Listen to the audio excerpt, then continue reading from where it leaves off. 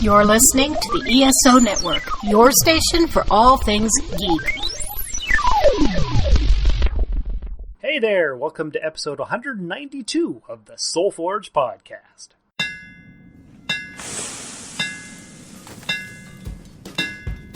Welcome to the Soul Forge, a place of silent mystery, quiet contemplation, and outright mayhem.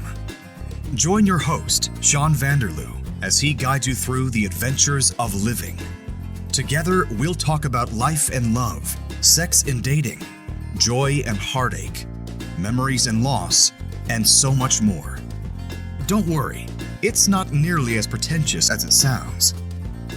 Get ready for life, the universe, and everything on the Soul Forge.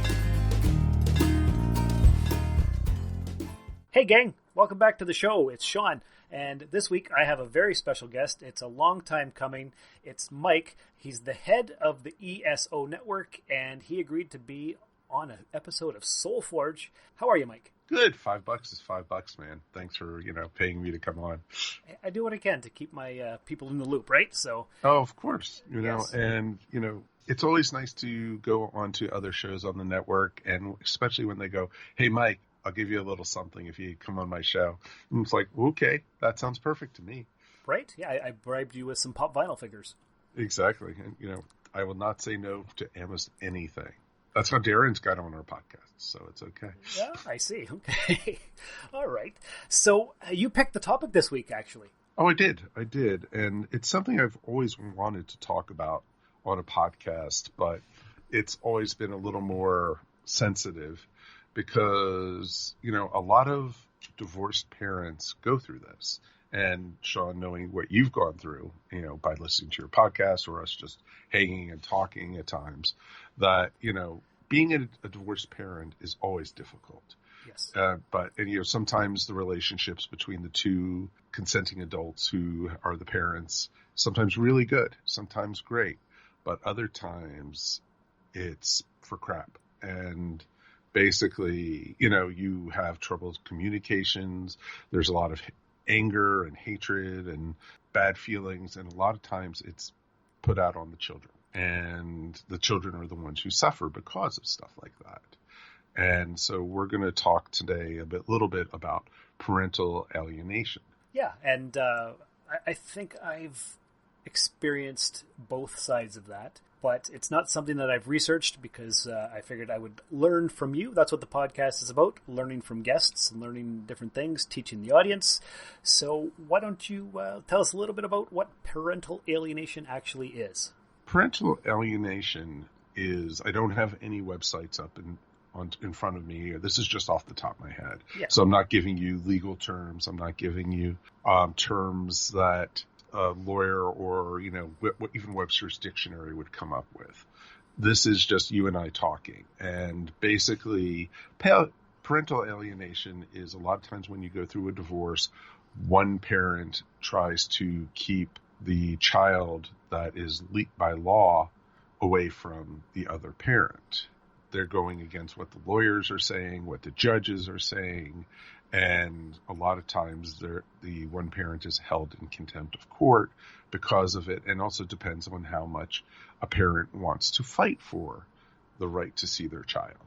And there's some parents that, think it's just too much work, too much, I don't know how you want to say it, too much kind of, it's some parents don't really want to do more than they're legally obligated to do. Right, that is true. They'll do their weekend visit every 2 weekends in a row, but that's it. They won't call. No. They won't do anything extra. Right, exactly. And so, and a lot of times the other parent who's trying to keep the child away from the parent sometimes makes up things against the other parent, or sometimes just ignores what is recommended even by their attorneys, and just, then sometimes even tries to brainwash the child in the middle because of it. And it's really ugly a lot of times. It can get into some very dangerous territories sometimes. And sometimes it means ruining relationships between the one parent and the child, or sometimes it backfires. It just all depends when the child becomes old enough to realize what's going on, or sometimes the child doesn't realize. And I know I might sound like I'm talking in circles, but this is just different examples. Well, there's so many permutations of this, different layers and levels and different ways that it happens, right? So exactly. I've had friends of mine who have gone through this, and they're so much so that basically the parent who was trying to keep the child away from the one parent moved away all the way to another side of the country. That happens a lot. Yes, quite a bit, actually. And I'll tell you a little bit about my story in a little bit. And so when this happens, a lot of times, if the parent doesn't see the other child for quite some time, the other parent could tell the child, oh, your father or mother doesn't love you, or that's the reason they're not here to see you, or stuff like that. Or even, really worse things, and including, it's okay for you to do physical harm against your other parent, and, that they don't really care about you, and, it's okay for you to steal or lie from that parent. And it gets really sick. And you see a lot, and you see a lot of that in pop culture too, like in exactly. TV shows and all kinds of stuff, movies. It's every example is out there in pop culture. Yeah, and sometimes it's glorified, which makes it even worse. And so a lot of places, when you run into those kind of issues, it makes the other parent, who sometimes is defenseless about it, that's, a lot of times they give up. But you hear stories about mothers and fathers who don't want to see their children, that they just give up their parental rights, and because I'm divorced, I don't want to see that kid anymore. And there's stories of that too, and those are heartbreaking when you hear stuff like that. And it's not just deadbeat dads. No, it happens a lot with where the woman leaves, and there's a single father raising the kids, which is way more rare. But it's more hard to believe too, because you think a woman is stereotypically nurturing and more caring than a man, but when they leave, it's a bit of a surprise. But it happens lots. Oh, it happens more than you know, and the statistics are pretty staggering on both sides. I'm not pointing any fingers or anything, and sometimes there's situations where it has to happen. And it sometimes comes down to one parent just says, enough is enough. I can't handle this anymore, and walks away and disappears. You have that also. Oh, yeah, for sure. And they're gone for years, and then maybe later on in the 20s or 30s, the kid will reach out, or the parent will finally reach out, and then the kid may or may not want to have anything to do with the parent who left all that time ago. Well, exactly. And that's where you get into things where it's kind of sad, where you even have stories and I know from experience, not with myself, but other people, that, somebody got pregnant and the other person didn't want the child, and the woman holding the child decides that she wants to keep it, and she doesn't tell the father figure that he even had a kid. And then 25 years later, the child wants to know what really happened to his father. And finds him through Facebook, and all of a sudden, hi, I'm your dad. You're my dad. It's like, right. What? Exactly. It's like, I dated that person, but I didn't know anything about, so that happens too. So, but what we're going to talk about, parental alienation, is purposely one parent keeping the child away from the other parent. Okay, well, before we get into that, why don't we play a promo for the Earth Station DCU podcast right here on the ESO Network. I'm Drew Leiter. And I'm Cletus Jacobs. Join us this winter as we watch changes in the DC Universe unfold. We'll keep you informed on DC news, we'll review the future state event, and of course, we'll be talking the Arrowverse shows when they return this January. Thanks for letting us be a part of your DC Comics journey. And thanks for listening to the Earth Station DCU podcast. Part of the ESO Network. Wasn't that a great promo, Mike? Oh, one of my favorites. And DCU is so many different things happening right now, especially with, Superman and Lois premiering on the CW recently. And then also you have the Snyder Cut of Justice League coming out. Yeah, it's very exciting times. Yeah, exactly. And I don't even want to get started on the Suicide Squad coming out. That's going to be awesome this summer. Oh, yes, definitely. So, yeah. All kinds of pop culture, but that's something that we could talk about on Rusted Robot or on your podcast, Earth Station 1. But for right now, let's get back to parental alienation. Let's go back a little bit with that. And I'm going to tell you my story now. Okay. And a lot of people do not know this story. So this is something it's a Soulforge exclusive. Oh, very much so. Just a few people know this. Basically, I was married before Judy. I was married to my son's mom. William is my son. His mom and I were married for about 7 years. When William was born, he was born with a birth defect. And he was born with a birth defect that basically he had a giant cyst on the side of his face. Oh, wow. So he wasn't able to bend his neck and stuff like that. And they found it in the womb. And so my ex-wife really wasn't able to handle that. And she pretty much had a mental breakdown because of it. And she had two very controlling parents. So controlling that they basically, even when I got married to her, they didn't want me in the picture back then. And it was just like, okay, so much so the mother-in-law, when, you're supposed to do the first dance and everything at a wedding, mm-hmm. She looked at me in the eye and said, "I'll never forgive you for taking my daughter away from me." Ouch. Yeah. So, it wasn't a good situation to begin with. And so what ended up happening was when we, after William was born, my ex was not very strong, and she, was basically whispered in the ear quite a bit from her mother-in-law, and ways to raise the kid, ways to be a mother and everything, but nothing about being a wife anymore. Aha. And we were living in Seattle at the time. I was offered a job down in California. And so I took the job and I moved down there to find a house for us because we were going to be relocating from Seattle. Right. What ended up happening, though, is I found a house in California, but she wanted her parents to move in with us. Oh, that would be fun. Yeah, exactly. And I said, no, I want us to live as a family, me, you, and my son, but I don't want your parents involved. They can live across the street. They can live in the next town. I don't care. But as long as it's just me and you living in the house together. And she said, no, I won't move down to California with you unless my parents are with us. Wow, as if. Okay. Yeah. So basically she gave up being a wife at that point. Because she was so under control from the parents. Oh, exactly. And so basically what ended up happening was we filed for divorce. There were other things too.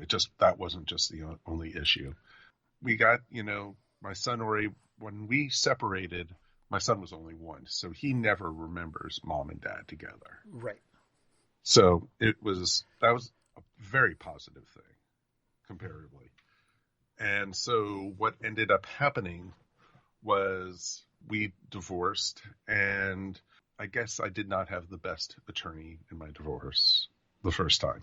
That happened. And yeah, of course. And so she got all these rights that she wanted at first for the first year of the divorce, that if I saw my son, that I would have to have one of them around us at that time until he was 3 years old.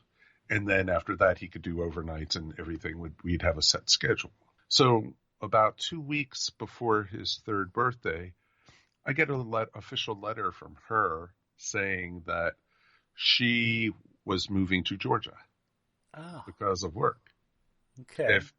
If for those in Canada who aren't familiar with United States geography, Seattle is up in the northwest corner of the United States, where Georgia is all the way in the southeast corner of the United States. So Yes. 3,000 miles away, basically. Mm-hmm. I think she was expecting me to go, okay, I'll see William every 6 months. I'll come either down there to visit him or he can come up and visit me type thing. Right. But she didn't know at the time that I was committed to that kid, that I wanted to see him all the time and everything. Well, it's your son, of course. Of course. So I actually, are the dogs bothering? I can hear the dogs, and I'm sure our listeners can too. But it's ambiance, and it's not a Vanderloo podcast if there's not some kind of animal making noise in the background. Well, there you go. So basically, what ended up happening was I surprised her and said, "Well, guess what? I'm going to move down to Georgia a month after you." Nice. Surprise! So, surprise. And she was like, "What?" So she at first didn't tell me where in Georgia she was moving. Oh, that's fair. Yeah. She didn't give me a mailing address, anything. So I was able to track her down, though. And basically, I moved down here because I had relatives down here. Oh, that's convenient. And so I stayed with my relatives for a little bit until I got my own place together. She did not let me, she went completely against the divorce decree and would not let me have him for weekends. Or if I wanted to take him out of town, she once wouldn't let him out of the house. Wow. And how old is he at this point? He Still was one or like, two? Three? No, he was 3.5 at this point. 3.5. Okay. And so she wouldn't let me take him out of the house, or she just said, "Oh, I don't think you're ready to have your son by yourself." That makes no sense. It doesn't make sense. There was nothing. I never touched the kid. I didn't have any form of abuse. I never had anger issues. I never had, any violence, any gun, any drinking. You're just a alcohol, regular, everyday guy. Yeah, exactly. I'm a geek. What can I say? Right. And so basically what she ended up doing was keeping, I had to call the police on her. Jeez. To get my son out of the house. And of course she's whispering, both her and her mother, because they are living together. Oh, of course they are. Yeah. And because the parents moved down to Georgia with her. So, the saying, the devil went down to Georgia. So that's where that saying came from? From course. them? Yeah. Yeah, of course. Okay. So basically what ended up happening, they started like whispering into my son's ear. Oh, no. And saying, "Oh, don't go with daddy. He's going to hurt you. He's going to treat you bad." And, that type of thing. Well, there's a word for that. I don't know what it is, but that's evil. Oh, it is evil. It's mental abuse. Basically. Yes, it is. That's the word I'm looking for.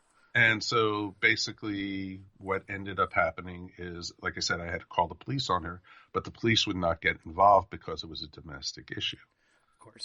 Of course. So, of course, I didn't get my son. So this kept on going on for 6 months. Jeez.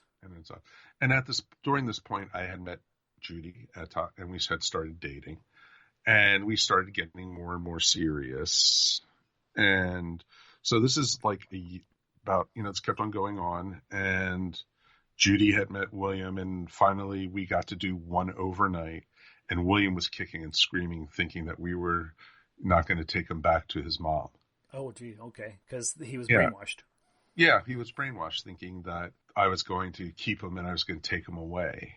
Mm-hmm. And literally from the age from when he was 2 until today, he's always had a bedroom at my apartment for him with his stuff in it. Mm-hmm. Toys and stuff, kid stuff. His own safe place. Yeah, exactly. But she was like, "Oh, that's not real stuff. That's bad stuff." Everything that you did was wrong in some way.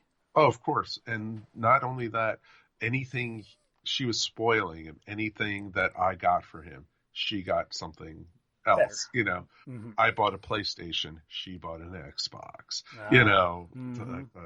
Had to one up you every time. Oh, of course. And it's like, so that's where my child support was going. Mm-hmm. Not only, even though I was being alienated, I was still paying child support regularly. And I even increased my child support when I started earning more money, getting more stable. Then the summer of 2004, my ex-wife called me up and said, "Hey, I know this might sound like a surprise, but I'm moving to Florida, and I'm taking William with." And in 2004, he's how old? He is, at this time, he's just about to turn 5. Okay. So he's, I guess he's about 22 right now? He's going to be 22 in October. And so what ended up happening, both Judy and I had already proposed to Judy by this point. And Angela was like, well, you can move down to Florida if you want to see William again, type thing. Mm-hmm. And it's like, no, I'm not going to do that. So we took her to court. And at first we had to go through because it was, what Judy and I were doing was suing for what they call emergency custody because she was unstable. She was trying to move again just after a little over a year. She could not handle being in court through mediation. And she showed up one time in sweatpants and sweat to make the court feel a bit sorry for her. Did it work? No, not at all. She just looked like a freak show.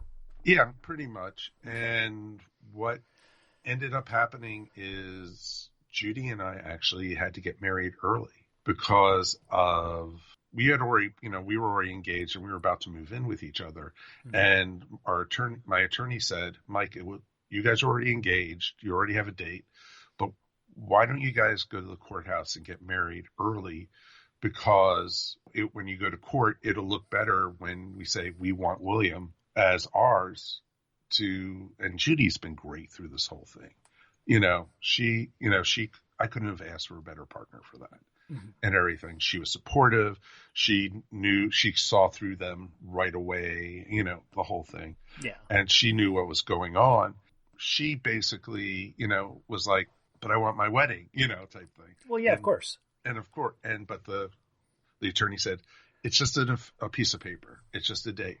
And so what ended up happening was during our lunch break in September of 2004, Judy and I went to the courthouse and we got married. And then we went back to work. Yes, I think you told me that story when I visited you down in Georgia there a year and a half ago. Exactly. And so that's our first wedding. So Judy and I have been married actually 3 times. Yes, that's right. That's right.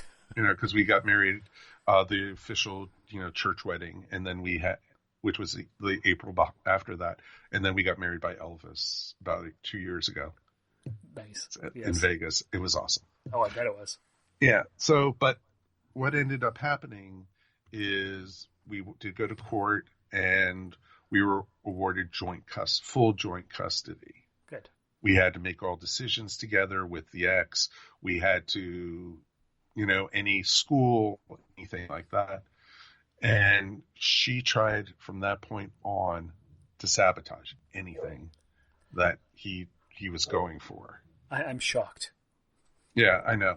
Not just, not just schooling, because when William was in 4th grade, they came to us from the school and said, we want to put William in the gifted and talented program. Oh, nice. In all his testing, he is in the top 99.9% of the state of Georgia. Wow. That's impressive. Yeah. And she was like, oh, I don't know about that. I think I want him to stay with his friends. I don't want him to go into and they wanted him to, when he went to middle school, they wanted him to go to the science academy because of his grades and his, his testing. And she turned it down again. So the school, the system is trying to give him all the advantages that he can, but his own mother is holding him back. Correct. And wow. Then, and William is not a small guy. I'm not a small guy. And William, by the time William was, at the end of middle school, he was almost as tall as I was and probably outweighed me by 30 pounds. And the football team wanted him. She didn't want him to be away from her, to be in any kind of organizations or anything like that. And she would try to foil anything he wanted to do. If he wanted to do marching band, she said, "Oh, why don't you take music lessons instead?" And she never made him do anything. So he sat around and just played video games. Of course. It's easy. And gave him anything he wanted. Then at the time, we had started noticing that William was starting to lie to us. Uh-oh. I confronted him. And he told me his mom says it's okay for me not to be truthful with him and not to talk about any personal feelings with either me or Judy. What? I don't know what to say about that. That's Yeah, ridiculous. And it just got worse and worse. Over the years, we've caught him in multiple lies. We've even caught him taking things. We've caught him, But it's okay because it's you guys. Exactly. Right. It's quite okay with us. And then finally, by the time he never once asked me, why aren't you and mom together? Why aren't, as a divorced kid, wouldn't you want to know that? I was from a divorced family. I asked that all the time. Yeah. What happened? Why he never once asked me because they filled crap in his head. Right. He was programmed. Exactly. He was programmed through it. And he was programmed so much that, if we asked him anything, his mom and Nana basically had a list of things that he could tell us. Exactly. Yeah, that's no way for a poor kid to live. No, and the thing is, I have it easy compared to what a lot of other parents went through. But, finally, after he graduated, she told him that he doesn't have to see us anymore. Okay. And he's listened to them. Oh. I haven't seen him in 2 years. Really? Okay. Because I was thinking now that he's in his 20s and he can see a bit of the world's perspective, that maybe he'd be like, oh, my mom was full of shit this entire time. My dad's not actually a bad guy. No, exactly. But that's not what happened. No, it's not the complete opposite. He basically fell into the trap. She wants him to take care of her as she gets older. And he hasn't gone to college. He hasn't gone to university or any kind of trade school. Up till he was 19 and a half, he didn't work. His mother ruined his life. Yeah, pretty much. Just so she could have him close. Exactly. And get revenge against you. Oh, it's more, I think it's a little both. And it's just a really sick relationship that they have and everything. I almost expected him to take her to the prom. That's how sick it is. Oh boy, okay. She considers him her best friend. Oh, nice. Okay. Yeah. Literally, she got remarried halfway between this. But the guy wasn't any kind of father to my kid. Mm-hmm. And she basically, her parents ruined that relationship. With her new husband. Yeah, and they only lasted like a year. Oh, jeez. Okay. So at least she's consistent. Oh, she is. And so it's just like, when that happened, it was just like, justified, vindication all the way. I don't doubt it. But yeah, and I feel bad for Judy. I feel bad because he's even alienated now because of her. He's alienated any of my relatives, like my sister, my nephew, who they were like thick as thieves growing up and everything. But he doesn't want to have anything to do with anybody. Wow. So, okay. So you haven't physically seen him in 2 years? I haven't physically seen him in 2 years. Haven't texted or messaged with him in a year and a half. So you gave up. I had to give up because he was not responding to anything, or if we got any responses, it was lies. Okay. So you had to protect your own mental health. Well, that, and also Judy was going through a lot of health issues. Right. And I wrote him and I said, hey, this is what's going on. Laid it all out for him. We really love you to come to the hospital to visit, just even for 20 minutes if you're comfortable with that. Never heard back at all. Not even a response at all? No, I hope she's okay, nothing? Nothing. Okay. And it shows, like on an iPhone, it shows you have a deliver, message. Exactly.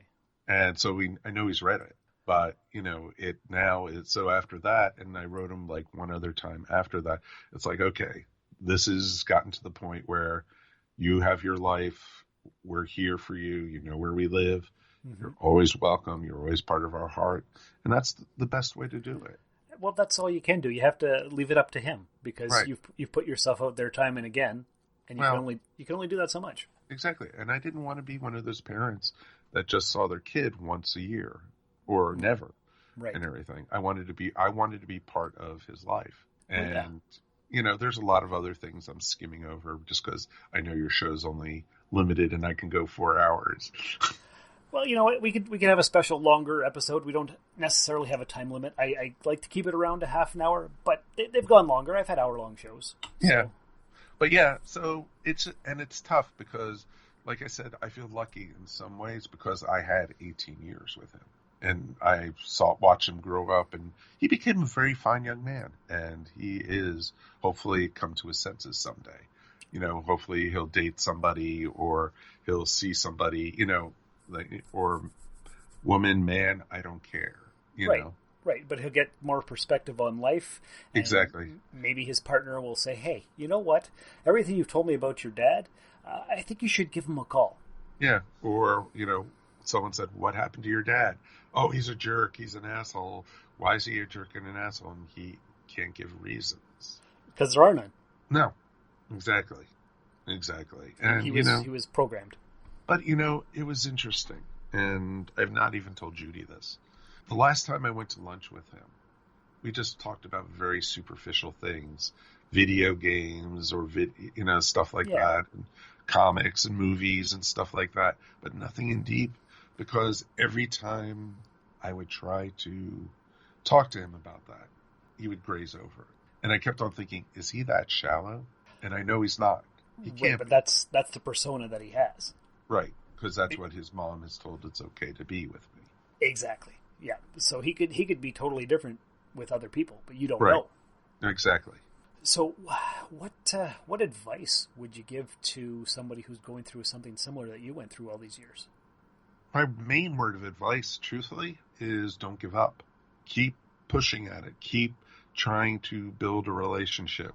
Try to keep a positive attitude about it. Have people around you who are going to support you. The kid is going to eventually come around, you hope. And you're doing it for the betterment of the child or children. When I hear about, you know, when you talk about Bishop, and it's just like, that's the same, a lot of the stuff where I wish I would have had those kind of conversations with him. Because when I tried, he would just glaze over it, it's tough. And even like when he would come over, all he'd want to do is play video games or stuff like that. And it's like, what, do you have homework? Do you have, you know, because I didn't want to just be the fun parent. I wanted to be a parent. Exactly. Yeah. A bit of fun, but a bit of serious. Exactly. And, you know, I'm all about fun. But, you know, if I asked him, you know, or asked him, I want to see your homework grades, I want to review your homework, he would go home to her and complain, and she would call me. Of course. And because she would be fighting all his battles for him. It shouldn't be a battle. It shouldn't be, but that's the way everything was a battle. The advice you can give is to a parent, you have to look in your heart and see, do you love this child enough? It is worth it. It is worth it. Everything I went through for 18 years was worth it. It sounds like it was exhausting, though. Oh, it was. You know, I moved from California back to Seattle to be close to him. I moved from Seattle to Atlanta to be close to him. And I stayed in Atlanta for 18 years. Partly for him, but partly for Judy, you know, type thing. Mm-hmm. Yeah, and everything. Because, you know, there was times it's like, wow, it'd be great to go back to Seattle or move to another country or go somewhere else. But I always wanted to be there for him. Yes, definitely. So when you look back at everything, even though it's not necessarily where you want your relationship to be, you know in your heart that you did everything you could, so you don't have to beat yourself up about it. Oh, I did. I beat myself all the time about it still. Oh, of course. But it's not your fault, and you know that. Oh, it's I do know. It's the mom's fault. I completely know it's not my fault. But still, you take it personally. Well, I take it personally. It's like, oh, could I have done this? Could I have done that? But the best feeling in the world is I didn't stay with her. Right, because you could have. Oh, I could have, and I could have taken a lot of crap and been beaten down, and you wouldn't be who you are now. Oh, God, no. I'm so much happier now on other points. And that's really what it's all about. Well, it is. It is. And it's about your happiness. And if you can show your child how happy and how together and give them some advice, because any child is going to look at you at some point in their life and saying, Dad, you're really screwed up. But, you know, but that's normal. We're all screwed up. Well, exactly. And the day your child sees that your just a human being. You're not, super mom or super dad. That's the day you actually have a real relationship with your children. Exactly. Once you get past that little part. So it's pretty cool. Yep. No, you're damn right. And I'm grateful that you were able to come on the show and share this deep personal stuff with us. And hopefully it's helped our listeners in some way. I hope so. And, I'm always open to answering any other questions if anyone wants to reach out or anything. Because there are tons of organizations out there for fathers' rights and such, because for many years fathers didn't have rights. The child always, ended up going with the mother, even though the mother was a junkie or the mother, has abuse issues or stuff like that. The child still ended up going to the mother. Oh, yes. And a lot of times the child paid for it, and the father was always the victim because, even though he didn't do anything, the judges always thought, but that's changed in the last probably 10 years. Yeah, I think so. Or so. And so fathers' rights, I know it is here in the States, but also up in Canada, it's changed also. There are organizations out there also, if you run into some cases that are a lot worse. There are cases of friends of mine who've had to put locks on the inside of their bedroom doors because the kids, when they would come over, they would try to attack the parent. Oh. The mother would say it's okay to beat up your, stepmom or stuff like that. Ooh. Or throw things and, stuff like that. And there's cases of that all over. And it gets really, really horrible. And, I feel unfortunate that way that William was really good about Judy. Mm-hmm. That's lucky, for sure. Until he decided to cut everybody off. But, Well, until then, yeah. At least he wasn't violent. No, he was not, which is pretty awesome. That's good. That's good. So if somebody wanted to follow you on Twitter or social media or something and wanted to ask you a question, where would they do that? Well, you can find me, of course, on Twitter. I am Mike Faber 67, and on Facebook, which I'm mostly on, I am also just Mike Faber. You can find me, and or under ESO Network. I'm that guy who runs the place. You are the man in charge. I am, crazy enough as it seems. I got drafted into that position, so I know. So I thought I was going to be quarterback, but I got drafted into the CEO role of the podcast network instead. Well, it's much more financially fulfilling to be part of a podcast network, right? Oh God, yes. Who wants to be a football player? Never. Nobody. Yeah, nobody. That's right. Nobody. Yeah. Exactly. Exactly. I could tell by the riches both you and I are sharing within the network and everything. Oh yeah, it's quite lucrative around here. Exactly. For sure. Just to wrap up the show, I wanted to thank you again for coming on SoulForge and sharing your story. It was a bit of a heavy topic, so next time we have you on, we'll do something light and fun. If you're up for a return visit. I am always up for a return visit. It's always nice here in the SoulForge. Perfect. Glad you approve. So listeners, take care. Hope you took away something deep and personal from this episode. So take care, and remember, a clever person solves a problem and a wise person avoids a problem. Thank you for listening to another episode of the SoulForge podcast. Your support is greatly appreciated, and we hope you'll tune in again next time. Remember that you can visit soulforgepodcast.com for all of our social media links, and don't forget to share the show with everyone you know. The SoulForge podcast is your best source for living your best life. Think about it. This has been a broadcast of the ESO Network.